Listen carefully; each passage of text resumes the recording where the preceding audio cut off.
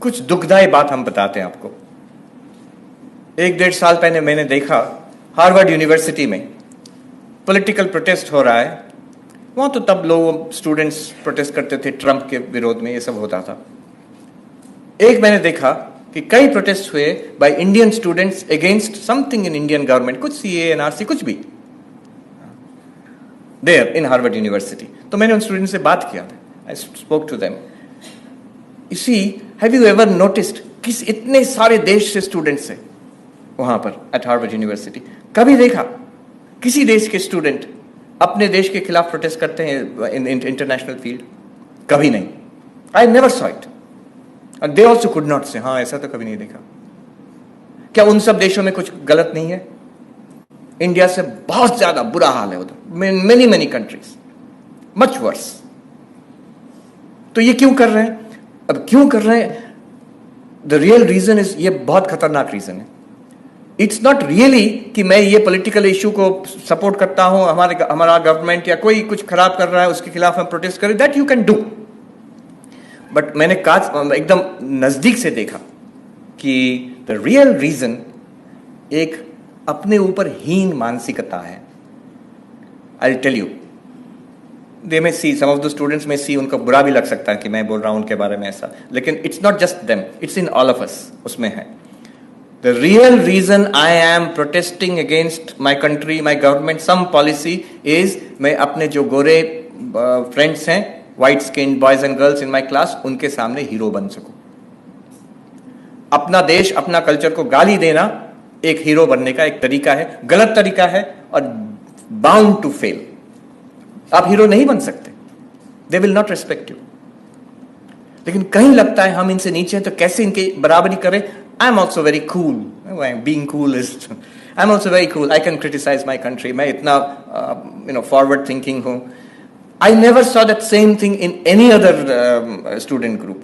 Unfortunate, very unfortunate. It comes from a sense of inferiority. अपने ऊपर श्रद्धा नहीं है, इसलिए अपने देश के ऊपर श्रद्धा नहीं है। Look at the difference in what Swami Vivekananda did more than 100 years ago. One of the speakers pointed out, going there at that time when this country was colonized, when this country was desperately poor, people were starving, illiterate, under a foreign power. सब लोग नीचा दिखते थे भारत को। तब के दिनों में जाकर Swami Vivekananda in the West, at no point did he ever once criticize India. Not only that, at every time when India was attacked, he defended India fully. He did not give 1 inch of ground. And when he came back to India, he did not spare us. Her lecture में against casteism, against the oppression of women, against superstition, he hit us very hard.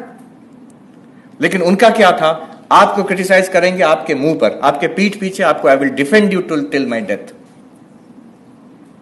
This was the spirit of Vivekananda. In contrast to that, I am sorry to say, there are students की बात नहीं कर रहा हूं, they are young. There are any number of professors in American universities, अच्छी positions में हैं, our own intellectuals, Indians, who have made an industry out of criticizing India. और तो वहां गोरे लोग कंफ्यूज क्यों नहीं होंगे? ये इंडियन प्रोफेसर आके बोल रहे हैं कि इंडिया इतना बुरा है, तो students will be confused. So this is something that it comes from lack of shraddha. I don't have shraddha in myself, I cannot have shraddha in my culture. एक छोटा सा एग्जाम्पल देते हैं आपको। हम पढ़ रहे थे जब at the peak of the COVID, तो यहाँ का सरकार ने they had made an announcement that इतने बजे क्या वो शब्द, शंख बजेंगे, घंटा बजेंगे, बेल बजेंगे, तो ये सब for a few minutes every day to raise the morale of the people and what not. और तब मैं पढ़ रहा था, तब I was in New York, हमारे बुद्धिजीवी जो इधर हैं उस पर हंसी मजाक उड़ा रहा था, ये क्या गंवारपन है, असली काम करो, ये घंटा बजाने से थोड़ी कुछ घंटा होगा। And you know, I was so hurt by this because I was sitting in New York और हर दिन 6:30 बजे न्यूयॉर्क में, मैनहट्टन में घंटा बजाते थे, बर्तन बजाते थे, हॉर्न बजाते थे। New York mayor had told them every day at 6:30 PM, जब At that time, COVID infection was at its maximum in the world in New York. हर दिन, every day, at the peak, number of deaths in one city in New York was more than 1,000.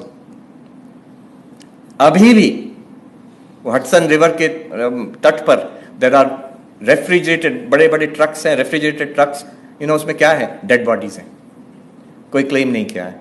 हम लोग को कैसे पता चला? जो truck के मालिक हैं बोले भाई अब तो हमारा ट्रक वापस करो, बॉडीज को जलाओ। At that time, New York mayor had said, अब now my feeling is people did not know this. हम जब बताए इंडियंस को, उनको पता नहीं था ऐसा, अच्छा ऐसा हुआ है। I can tell you with guarantee, वो सेम बुद्धिजीवी अगर उनको पता चलता कि न्यूयॉर्क में ऐसा होता है तब वो चुप हो जाते हैं।